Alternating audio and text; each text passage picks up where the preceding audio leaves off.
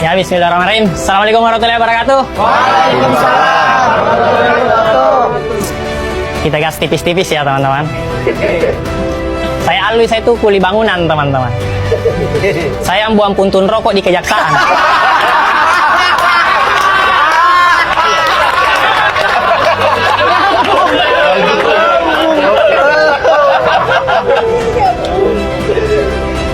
Saya itu jadi kuli karena di keluarga saya kuli bangunannya sudah jadi dinasti. Iya, bapak saya mandor, om saya pengawas proyek. Karena keluarga saya banyak kuli, saya tuh sering diajarin begitu. Alwi, pokoknya bapak tidak mau kau jadi kuli. Pokoknya kau harus potong generasi kuli di keluarga kita. Bapak saya bilang begitu, saya di samping masang ubin.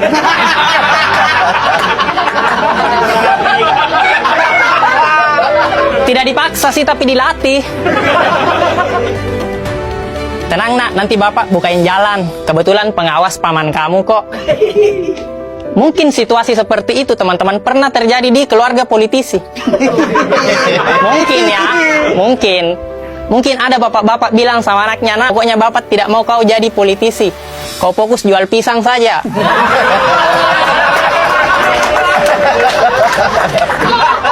Pokoknya kau harus potong generasi politik di keluarga kita. Bapaknya bilang begitu, anaknya di samping jadi cawapres.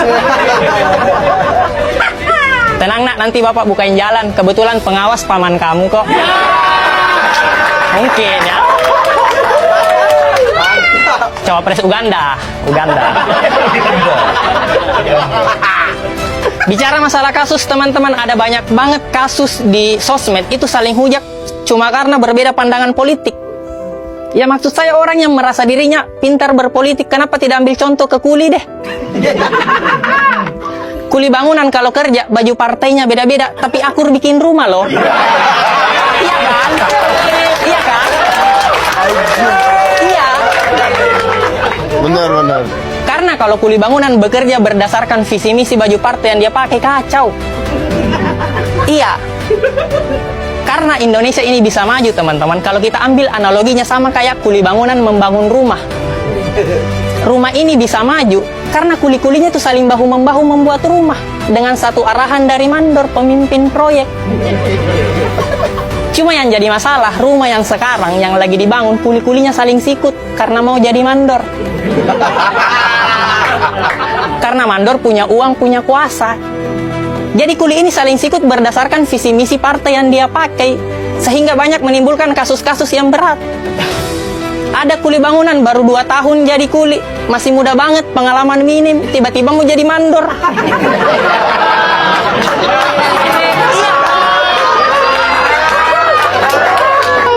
Maksud saya kerja dulu kuli. Belajar dulu masang ubin. Jangan tiba-tiba ganti baju partai. Padahal pengawas proyek sudah bikin peraturan loh. Kuli bangunan baru boleh pulang kerja jam 5. Terserah kamu kemana. Bantuin kuli yang lain, ke CFD bagi-bagi susu, terserah. Tapi jam 5 sudah ada putusannya. Dia pulang jam 3. Ngelanggar kode etik kuli itu. Takutnya terjadi gosip antara kuli yang lain gitu. Ya enak ya dia bisa pulang jam 3. Enaklah dia kan anak mandor. Iya sih anak mandor, tapi masa tidak ditegur sama pengawas proyek? Lah dia kan pamannya. Kuli bangunan. Ini kisah nyata ya di proyek. Proyek Indonesia Maju.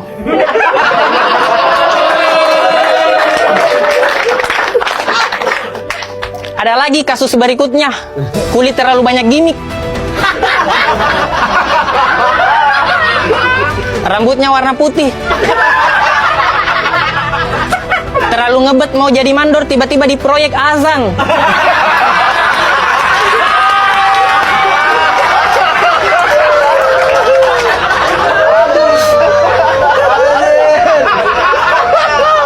Kau kan mau jadi mandor ya, kenapa azan?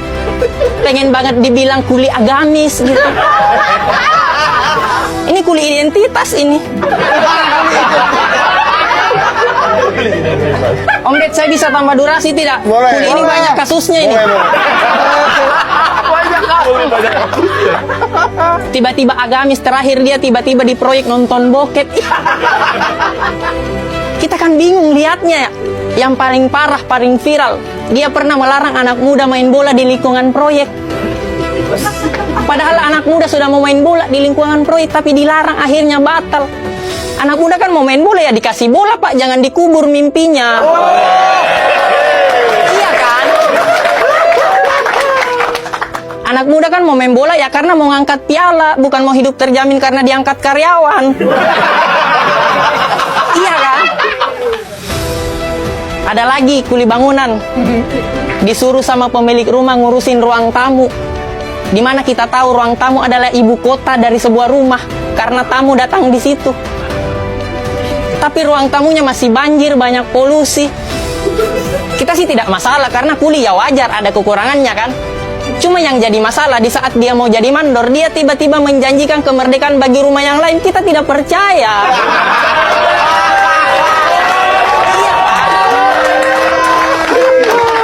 Ngurus ruang tamu saja belum beres, masih banyak program yang tidak jalan, tiba-tiba mau renov rumah yang lain. Kita kan ngelihatnya kayak, wah, dua kata lucu nih. Kuli pembual.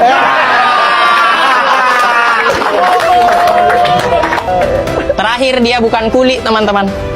Dia cuma ada di lingkungan proyek. Cuma ibu-ibu kantin.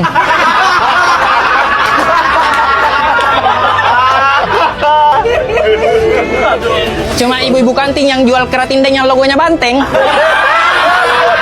Merasa dirinya punya kuasa karena dia anak mandor yang pertama.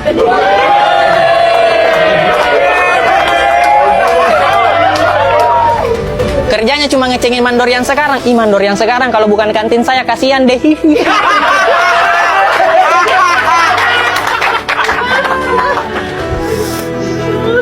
Tapi ini bukan tentang mandor, teman-teman. Ini tentang rumah yang ingin kita bangun. Rumah yang sejahtera, bebas dari korupsi. Karena percuma punya mandor gelar insinyur, etos kerja yang tinggi, sampai turun ke gorong-gorong. Kalau mau kerja, izin dulu ke ibu kantin. Saya malah kasihan sama mandor pertama, pencetus pembangunan proyek. Dia pernah bilang, perjuangan saya tidaklah berat karena melawan kontraktor dari luar.